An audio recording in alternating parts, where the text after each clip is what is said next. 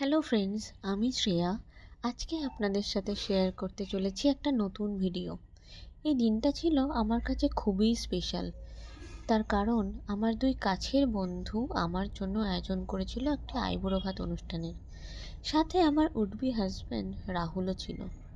এই যে এত খাবার আপনারা দেখছেন, এগুলো কিন্তু ওরা সব নিজের হাতে আমাদের জন্য রান্না করেছিল, এবং তার জন্য আমরা হয়েছিলাম খুবই খুশি। আজকালকার দিনে এরকম ভালো ফ্রেন্ড আর কোথায় বা পাওয়া যায় বলুন। আমি খুবই খুশি হয়ে গেছিলাম ওদের এই এত এফোর্টস দিয়ে আমাদের জন্য ভালোবেসে এত রান্না করার জন্য। তার পাশাপাশি আমরা খুব এনজয়ও করেছিলাম সেই দিনটা। শুধু রান্নায় নয়, তার সাথে ছিল দারুণ ডেকোরেশন।